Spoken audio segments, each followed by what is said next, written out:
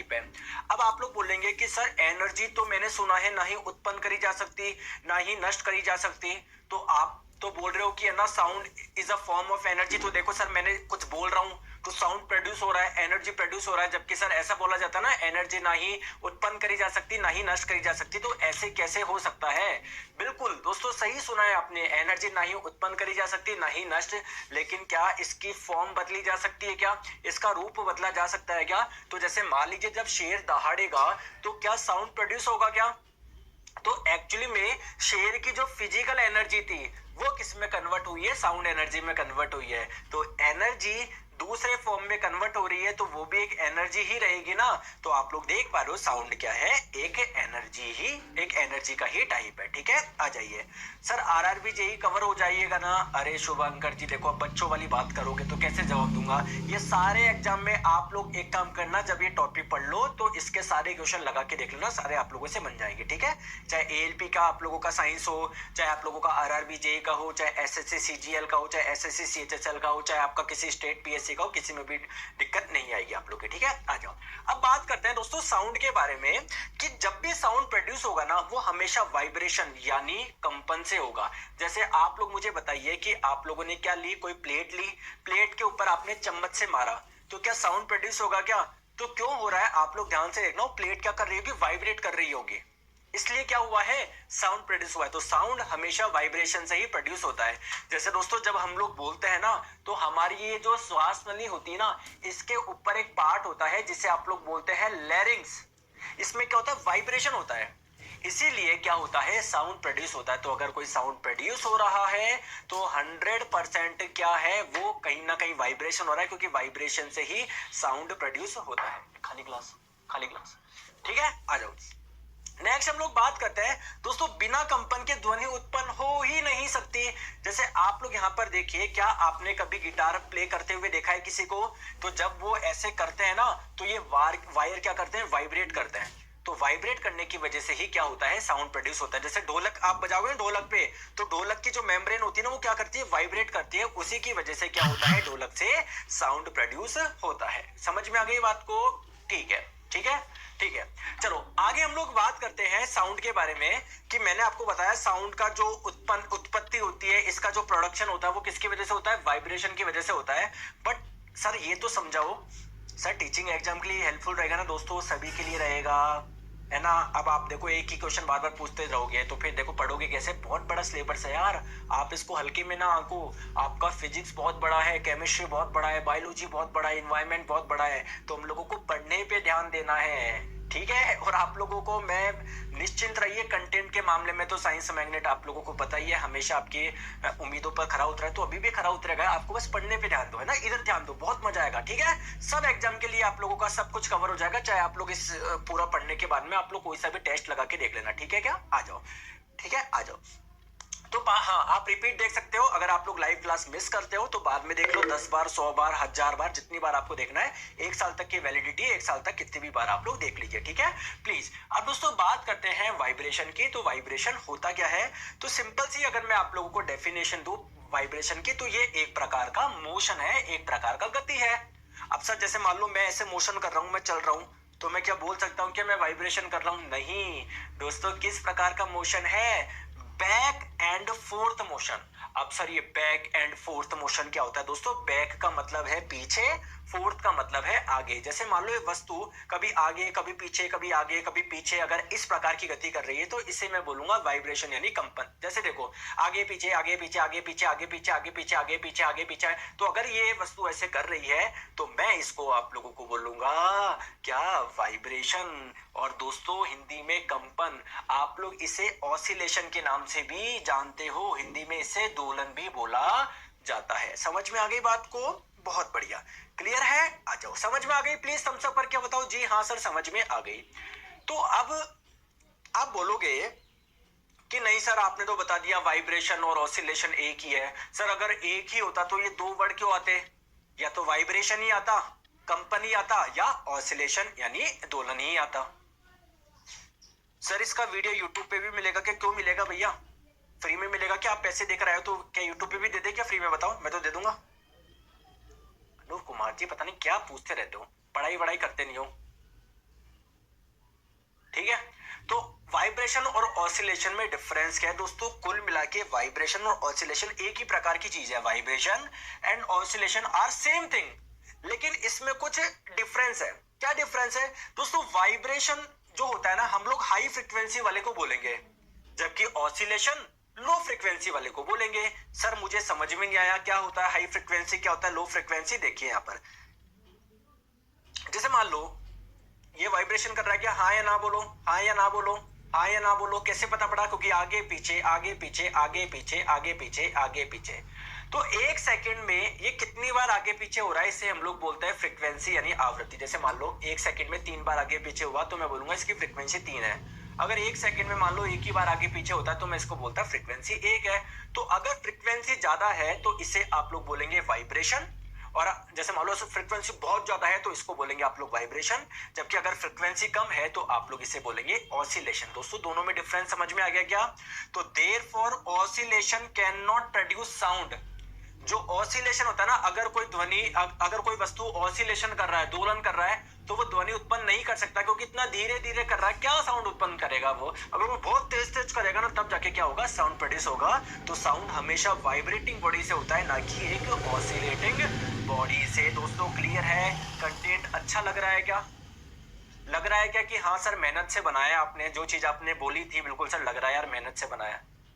अच्छा है ना? तो आप ही के लिए किया गया है दोस्तों। सब तो अच्छे से पढ़ाई करो, सिलेक्शन लो, और किसी चीज की आप लोग टेंशन ना लो, ठीक है? पानी पी लेता हूं मैं। चलिए आगे चलते हैं ना। और दोस्तों अगर आप लोगों को कंटेंट अच्छा लगता है तो प्लीज प्ले स्टोर पे जाके गूगल रेटिंग दीजिए, जिससे लोगों को पता पड़े हाँ यार सर अच्छा कंटेंट देते हैं, मेहनत करते हैं हमारे लिए, ठीक है? और लोगों को भी बताएं। चलो आ जाओ, नेक्स्ट हम लोग बात करते हैं एक छोटी सी, कि सर चलो साउंड उत्पन्न हो गया, कैसे होता है ये आपने बता दिया सर, है ना? बट आप मुझे बताइए सर साउंड का प्रोपोगेशन कैसे होगा, संचरण कैसे होगा, एक जगह से दूसरी जगह साउंड जाएगी कैसे? सर ये बताओ। जैसे सर एक चीज बताओ, जैसे मान लो ये चिड़िया है, इसने कुछ बोला, साउंड प्रोड्यूस करा, तो सर साउंड यहां से यहां तक कैसे जाएगा?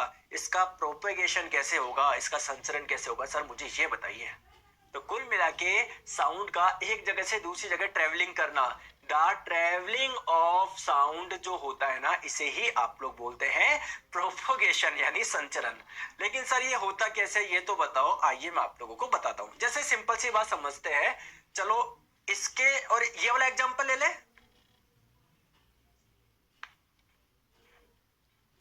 बताओ इनका एग्जांपल लो या इनका? सर किसी का भी ले लो, चलो अपन इसका एग्जांपल लेते हैं, ठीक है? तो चलो ये जो मैंने येलो कलर से बनाया है, इसको मैं थोड़ा सा एक बार रफ करता हूं। इधर देखो आप लोग, प्लीज ध्यान से आप लोग देखिए। देखो इनके बीच में क्या है? एयर है, वायु है। एयर के क्या होते हैं? एयर के मान लेते हैं बीच में बहुत सारे पार्टिकल है एयर के, ठीक है? एयर के बहुत सारे पार्टिकल है। लीजिए दोस्तों मैं एक बार अलग स्लाइड पे बनाता हूं, जिससे आप लोगों को यहाँ पर डिस्टर्ब नहीं हो। देखो और मैं बताता हूँ, हाँ, जिससे आप लोग और रिलेट कर पाओ। मान लेते हैं एक बैल है, स्कूल में एक घंटी है, या मंदिर में मान लीजिए कोई घंटी लगी हुई है। दोस्तों जब घंटी बजेगी तो क्या आपको साउंड सुनाई देता है क्या? तो आप तक साउंड कैसे पहुंचा यार? आप तो इधर खड़े थे, चलो मान लेते हैं आप लोग इधर खड़े थे। दोस्तों जब इस घंटी को बजाया जाएगा तो ये वाइब्रेट करेगी, ये कंपन करेगी, और जब भी कोई वस्तु वाइब्रेट करती है तो उससे साउंड प्रोड्यूस होता है। तो जी हाँ दोस्तों, इससे क्या होगा? साउंड यानी इससे क्या होगा? ध्वनि की उत्पत्ति होगी। कहानी क्लियर है क्या? क्लियर है क्या? ठीक है। अब आप लोग मुझे बताइए दोस्तों, आपके और उस घंटे के बीच में बहुत सारे एयर के पार्टिकल होंगे, बहुत सारे एयर के पार्टिकल होंगे। कहानी क्लियर है क्या? तो मैंने ऐसे रैंडमली एयर के पार्टिकल बना दिए। दोस्तों जो एयर का पार्टिकल या जो एयर का कण इस घंटी के कांटेक्ट में आएगा, घंटी तो अभी क्या कर रही है? वाइब्रेट कर रही है। तो जैसे ये एयर का पार्टिकल इसके कांटेक्ट में आएगा, ये भी वाइब्रेट करेगा कि जुन जुन जुन जुन जुन जुन जुन जुन जुन जुन, ये भी वाइब्रेट करेगा क्या? तो वाइब्रेट करेगा यानी इसके पास में एनर्जी आ गई। तो एनर्जी इसके पास में थी, एनर्जी इसके पास से इसमें आ गई। फिर ये पास वाले को टक्कर मारेगा, ये वाइब्रेट करेगा, ये पास वाले को टक्कर मारेगा, फिर ये पास वाले को, फिर पास वाले को, फिर पास वाले को, फिर पास वाले को। तो आप लोग देख रहे हो जो एनर्जी यहाँ पर थी, कौन सी एनर्जी थी? Sound energy. वो यहाँ से कहां पर पहुंच गई? यहाँ पर पहुंच गई। तो इस प्रकार साउंड का प्रोपोगेशन होता है, संचरण होता है। तो अगर मैं आप लोगों से पूछूं प्रोपोगेशन किसकी वजह से हुआ, तो आप लोग क्या बोलोगे कि सर बीच में कुछ पार्टिकल थे, इनके वाइब्रेशन की वजह से या इनके कंपन की वजह से साउंड एक जगह से दूसरी जगह पर पहुंचा। और ये बीच में क्या है? कोई भी मीडियम हो सकता है, हवा हो सकता है, पानी हो सकता है, कुछ भी हो सकता है। ठीक है क्या? ठीक है। समझ में आ गई? तो आप लोग देख रहे हो, as the particle vibrate, sorry sorry sorry, ठीक है, as the particle vibrate they move nearby particles transmitting the sound further through the medium. ठीक है, आ जाओ। अब आप लोग बोलेंगे नहीं सर मुझे फील नहीं आया, मुझे वापस बताओ। सर यूट्यूब पे आपका बेसिक साइंस है, वाईफाई एएलपी कौन पढ़ना ठीक रहेगा दोस्तों? बेसिक साइंस एंड इंजीनियरिंग आप लोगों के सीबीटी 2 में आती है। अभी एएलपी की वैकेंसी का ही कोई अता पता नहीं है, तो अभी आप उसका छोड़ दो। तो बीएससी में सब्जेक्ट सिलेबस तो जब वो आएगा तब उसकी बात करेंगे, ठीक है? तो अभी तो जो एएलपी सीबीटी 1 में आपकी साइंस आएगी उसकी अच्छे से पढ़ाई करो अभी आप।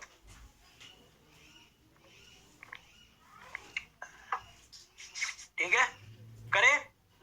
तो आप बोल दो कि नहीं सर मुझे फील नहीं आया। जैसे आप बताओ सर ये घंटे है ना, ये मान लो इसमें साउंड प्रोड्यूस हो रहा है, तो साउंड यहाँ से आगे कैसे जाएगा सर, ये मुझे बताओ, ये चीज समझ में नहीं आई। तो आइए यार हम लोग बताते हैं, लेट्स फील। तो मैंने बताया जैसे मान लीजिए कोई स्पीकर है, इस स्पीकर से साउंड प्रोड्यूस हो रहा है।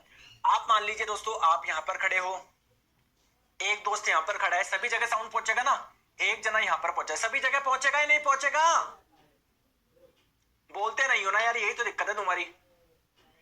तो यार बीच में क्या है सर, एयर के बहुत सारे पार्टिकल है ना। तो देखो जो पार्टिकल इस एयर इस स्पीकर के कांटेक्ट में आएगा, स्पीकर से साउंड प्रोड्यूस हो रहा है, इसका मतलब स्पीकर क्या कर रहा होगा? वाइब्रेट कर रहा होगा, बिल्कुल कर रहा होगा। तो जो पार्टिकल इसके कांटेक्ट में आएगा, स्पीकर के कांटेक्ट में, वो भी वाइब्रेट करेगा, पास वाले को वाइब्रेट करेगा, ये पास वाले को, ये पास वाले को, ये पास वाले को, ये पास वाले को, ये पास वाले को। तो इस प्रकार इस तक क्या पहुंच जाएगा, साउंड पहुंच जाएगा। सिर्फ इसके पास ही नहीं दोस्तों, इसके पास भी पहुंच जाएगा, इसके पास भी पहुंच जाएगा। तो आपने एक्चुअली में क्या देखा कि जो मीडियम के पार्टिकल है ना, ये वाइब्रेट कर रहे हैं, जिसकी वजह से साउंड सोर्स से, स्रोत से ऑब्जर्वर तक पहुंच रहा है। और अगर आप लोग ध्यान से देखोगे, देखो ये वाला पार्टिकल को पकड़ के देखो, ये अपनी जगह वाइब्रेट कर रहा है। ये ऐसा नहीं ये उठ के यहाँ पर चला गया, नहीं, ये अपनी जगह पे वाइब्रेट कर रहा है। फिर इसने टक्कर मारी, फिर इसने अपने पास वाले को टक्कर मारी, फिर इसने अपने पास वाले को। इस प्रकार आप लोगों के क्या हो रहा है, साउंड एक जगह से दूसरी जगह पर जा रहा है। बहुत बढ़िया दोस्तों। तो बात आती है सर साउंड, जैसे आपने बताया एक जगह से दूसरी जगह जा रहा है, सर वो जाता किसके फॉर्म में? तो साउंड जो प्रोपोगेट करता है ना, जो आगे चलता है, वो एक वेव के रूप में, एक तरंग के रूप में आगे चलता है। ठीक है, अब आप लोग बोलोगे कि सर तरंग क्या होता है? तरंग क्या होता है कौन बताएगा? जैसे दोस्तों तरंग यार कुछ भी नहीं है, एक पैटर्न बोल सकते हो आप। जैसे मैं आप लोगों को बोलूं आपको यहां से वहां पर जाना है, आप अलग अलग प्रकार के पैटर्न में चल सकते हो। आप सीधे चल सकते हो, ऐसे चल सकते हो, ठीक है, या मैं बोलूं आपको यहां से वहां आप ऐसे चल सकते हो, ऐसे, ठीक है।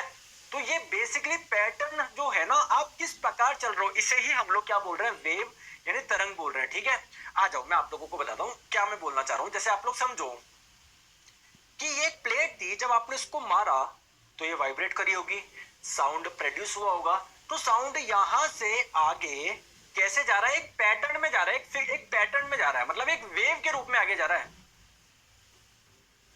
ठीक है, तो आप लोगों को वो ही समझना है कि वेव किस प्रकार से, साउंड किस प्रकार की वेव है बेसिकली। ठीक है, तो वेव आप लोगों का क्या है, वेव होता क्या है, कुछ भी नहीं है, इज अ ट्रेवलिंग वाइब्रेशन। जैसे आप लोग यहां पर देखो, यहां पर क्या हो रहा है यार, ये जो वाइब्रेशन है ना, मतलब यहां से आपने स्पीकर चलाया था, इसमें वाइब्रेशन हुआ तभी तो साउंड प्रोड्यूस हुआ। तो वाइब्रेशन यहां से आगे पहुंच रहा है ना, तो जो आगे पहुंच रहा है ना, जिस पैटर्न में आगे पहुंच रहा है वाइब्रेशन, इसे ही आप लोग क्या बोल रहे हो, वेव बोल रहे हो। ठीक है, तो साउंड ध्यान रखिएगा, एक वेव के रूप में आगे चलती है। और वेव क्या करती है, एनर्जी को ट्रांसफर करती है। जैसे अभी आप साउंड को समझो एक वेव के रूप में, जैसे आप लोग यहां पर खड़े हो तो साउंड यहां पर प्रोड्यूस हुआ, तो साउंड अगर यहां से यहां पर जा रहा है तो कुल मिला के एनर्जी यहां से वहां पर जा रही है।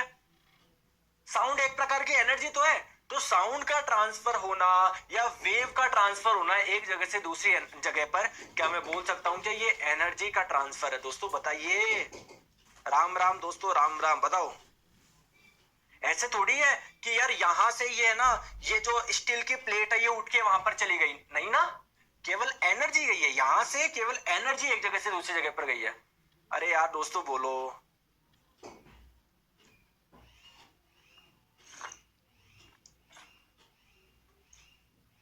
समझ में आ गया क्या? समझ में आ गया?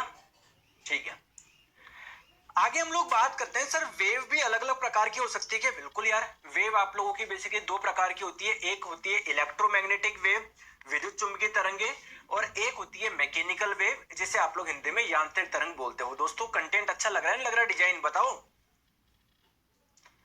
अरे कंटेंट अच्छा लग रहा है या नहीं लग रहा? लग रहा है कि हाँ सर बिल्कुल ऐसा कंटेंट हमको नहीं मिला एसएससी रेलवे जनरल साइंस के कॉम्पस में।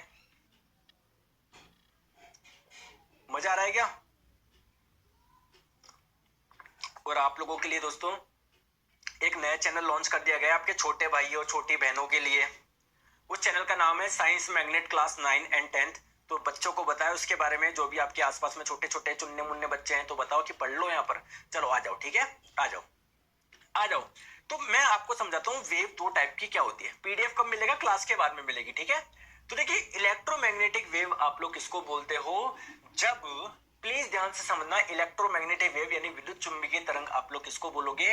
अगर किसी तरंग को यहां से वहां चलने के लिए यानी एक जगह से दूसरी जगह पर जाने के लिए किसी मीडियम यानी किसी माध्यम की ही आवश्यकता नहीं है, तो इस प्रकार की वेव को आप लोग बोलते हैं इलेक्ट्रोमैग्नेटिक वेव।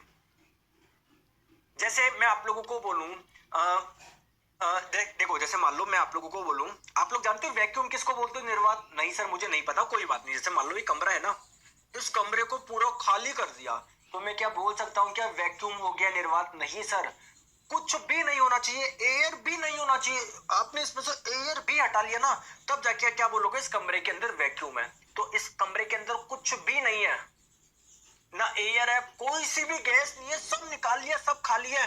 जैसे अगर आप अपने आसपास में देखोगे, देखो एयर ही एयर है, तो अगर आपके कमरे में से एयर वगैरह सब को निकाल ले तो जो खाली कमरा होगा ना उसको मैं बोलूंगा वैक्यूम। एयर को भी निकाल लो। तो आप मुझे बताओ यहाँ पर एक टॉर्च लाइट जला के देखो, क्या लाइट जा पाएगी क्या? बिल्कुल सर लाइट चल जाएगी। इसका मतलब लाइट को आगे चलने के लिए किसी मीडियम की रिक्वायरमेंट है ही नहीं।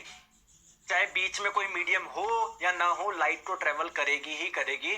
तो कुल मिला के दोस्तों लाइट जो होती है वो किस प्रकार की वेव होती है? एक इलेक्ट्रोमैग्नेटिक वेव होती है, विद्युत चुंबकीय तरंग होती है। तो विद्युत चुंबकीय तरंग आप लोग किसको बोलते हो? जिनको आगे चलने के लिए किसी माध्यम की आवश्यकता नहीं होती है। तो आप लोग बस ये याद रखना, do not require medium for propagation. आगे चलने के लिए किसी मीडियम यानी किसी माध्यम की आवश्यकता नहीं होती। दोस्तों इसके एग्जांपल क्या हो जाएंगे जल्दी से बताओ? इसके एग्जांपल हो जाएंगे एक्सरे हो जाएगा, एक हो जाएगा आप लोगों का लाइट, ठीक है, एक हो जाएगा आप लोगों का, और बताओ, एक्सरे हो गया, लाइट हो गया, जल्दी से बताओ। और तीसरा एग्जांपल कौन सा होगा?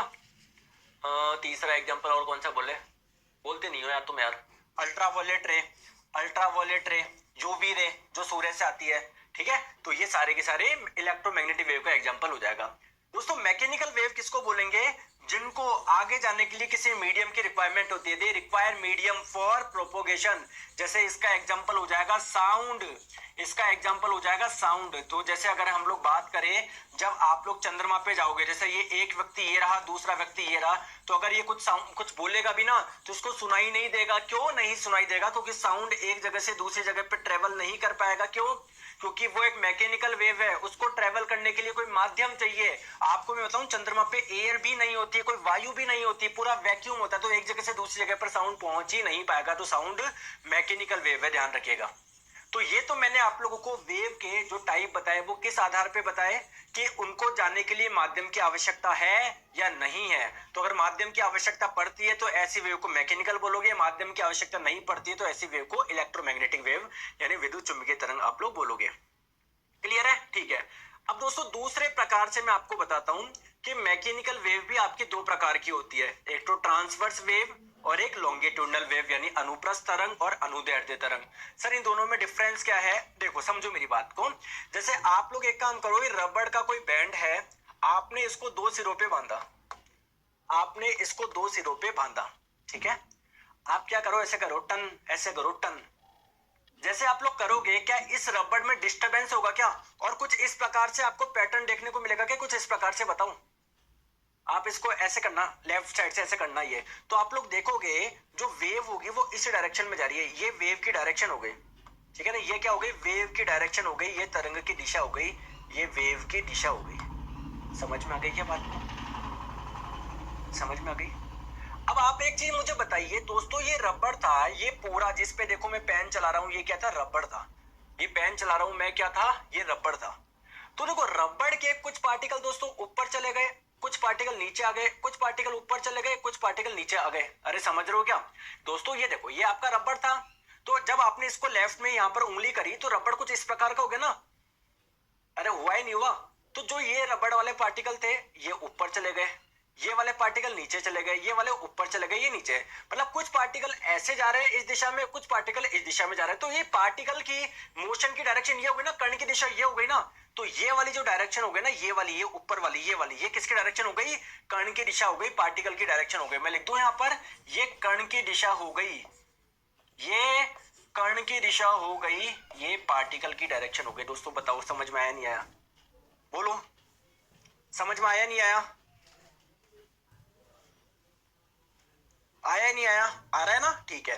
तो दोस्तों अगर पार्टिकल की डायरेक्शन और वेव की डायरेक्शन के बीच में 90 डिग्री का कोण है तो ऐसी तरंग को हम लोग बोलते हैं ट्रांसवर्स वेव यानी अनुप्रस्थ तरंगे। जैसे आप लोग यहां पर देखो, यहां पर आप लोग देखो, प्लीज प्लीज प्लीज देखो, वेव जो जा रही है वो इस डायरेक्शन में जा रही है ना। अगर पार्टिकल की डायरेक्शन ये है और वेव की डायरेक्शन ये है तो ऐसी वेव को बोलते हैं ट्रांसवर्स वेव। आप लोग इस एग्जांपल से समझ लो। दूसरा एग्जांपल क्या है? जैसे मान लीजिए आप लोगों के पास में क्या है, ये स्प्रिंग है। आप लोगों के पास में क्या है दोस्तों? स्प्रिंग है। अगर आप लोग इस स्प्रिंग को कंप्रेस करेंगे और छोड़ेंगे, देखो आपने क्या किया, इस स्प्रिंग को कंप्रेस करा और छोड़ा, तो आप लोग देखोगे स्प्रिंग इस डायरेक्शन में भागेगी ना। अरे यार स्प्रिंग को देखो, छोड़ के ऐसे कंप्रेस करके आपने छोड़ा तो स्प्रिंग ऐसे भागेगी ना। तो ये किसकी डायरेक्शन होगी? ये वाली डायरेक्शन, ये वाली डायरेक्शन हो जाएगी पार्टिकल की डायरेक्शन, कर्ण की दिशा। पार्टिकल यानी कर्ण की दिशा। समझ में आ गई क्या? आ गई क्या? और जब आप लोग इस स्प्रिंग को कंप्रेस करोगे तो जो डिस्टरबेंस हो रहा है, जब मैं बोलूं वेव हो जाएगी, वो भी इसी डायरेक्शन में जा रही है। तो ये मतलब ऐसे छोड़ के जाओगे तो इसी डायरेक्शन में लेयर लेयर की जाएगी, ऐसे धन धन ऐसे। तो वेव की डायरेक्शन भी क्या है? यही है। तो अगर दोस्तों वेव की डायरेक्शन और पार्टिकल की डायरेक्शन एक ही है, यानी दोनों के बीच में एंगल 0 डिग्री है, तो इसको आप लोग क्या बोलोगे? लॉन्गिट्यूडनल वेव बोलोगे। तो लॉन्गिट्यूडनल वेव किसको बोलोगे? जब पार्टिकल्स ऑफ द मीडियम, जैसे भैया ये स्प्रिंग एक मीडियम ही तो, एक माध्यम ही तो है, तो जब इसके पार्टिकल तरंग की दिशा में ही ट्रेवल करे तो इसको आप लोग बोलेंगे लॉन्गिट्यूडनल वेव यानी अनुदैर्ध्य तरंग। तो अगर आप लोगों से कोई पूछा जाए साउंड, मान लिया लॉन्गिट्यूड, ये एक मैकेनिकल वेव है, लेकिन मैकेनिकल में भी कौन सी, लॉन्गिट्यूडनल या ट्रांसवर्स, तो आप लोग बोलेंगे लॉन्गिट्यूडनल वेव। दोस्तों मैकेनिकल वेव दोनों प्रकार की हो सकती है, लॉन्गिट्यूडनल भी ट्रांसवर्स भी। लेकिन अगर हम लोग बात करें जितनी भी आप लोगों की इलेक्ट्रोमैग्नेटिक वेव होती है ना, सारी क्या होती है, मैक्सिमम जितनी भी वेव्स होती है ना वो पार्टिकल की डायरेक्शन के परपेंडिकुलर ही फॉलो करती चलती है। तो कुल मिला के जितनी भी इलेक्ट्रोमैग्नेटिक वेव होती है ना, मैक्सिमम सारी की सारी कैसी होती है? ट्रांसवर्स ही होती है, अनुप्रस्थी होती है। क्लियर है क्या? बात समझ में आ गई? क्लियर है? चले आगे।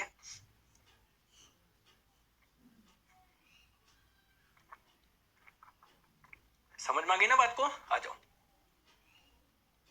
अब हम लोग चलते हैं थोड़ा सा आगे, प्लीज आगे हम लोग समझिएगा। अब पहले हम लोग बात करते हैं दोस्तों ट्रांसवर्स वेव यानी अनुप्रस्थ तरंग की। तो ट्रांसवर्स वेव मैंने आप लोगों को क्या बताया, जैसे मान लेते हैं ये आपकी किस प्रकार चलेगी, ट्रांसवर्स वेव के बारे में आप लोगों को बताता हूं। इसका जो रिप्रेजेंटेशन होगा ना वो कैसा होगा, कुछ इस प्रकार से होगा। ठीक है, कुछ इस प्रकार से होगा, कुछ इस प्रकार से होगा, ये इसका रिप्रेजेंटेशन होगा। तो किसी भी ट्रांसवर्स वेव अनुप्रस्थ तरंग को इस प्रकार से आप लोग दर्शा सकते हैं। जैसे मैंने अभी रबड़ वाला एग्जांपल लिया था ना, रबड़ वाला एग्जांपल लिया था ना, तो उसमें मैंने देखा था एक एंड से जब मैंने करा था तो कुछ इस प्रकार से पैटर्न बन रहा था। तो आप लोग देखोगे इस वेव का क्या है, पहले एक कोई अपर पॉइंट आ रहा है, फिर एक लोअर पॉइंट आ रहा है, फिर एक अपर पॉइंट, फिर एक लोअर पॉइंट, फिर एक अपर पॉइंट, फिर एक लोअर पॉइंट। तो दोस्तों जो लोअर पॉइंट होता है ना, इसको हम लोग बोलते हैं ट्रफ, और हिंदी में क्या बोलते हैं, गर्त बोलते हैं। जबकि जो टॉप पॉइंट होता है ना, इसको हम लोग बोलते हैं क्रेस्ट, और हिंदी में आप लोग इसे क्या बोलते हैं, शंख बोलते हैं। तो कोई भी ट्रांसवर्स वेव यानी अनुप्रस्थ तरंग होगी ना, उसमें आप लोगों को एक पैटर्न देखने को मिलेगा। एक ट्रफ आएगा, फिर एक क्रस्ट आएगा, फिर एक ट्रफ आएगा, फिर एक क्रस्ट आएगा, फिर एक ट्रफ आएगा, फिर एक क्रस्ट आएगा। कहानी क्लियर है क्या?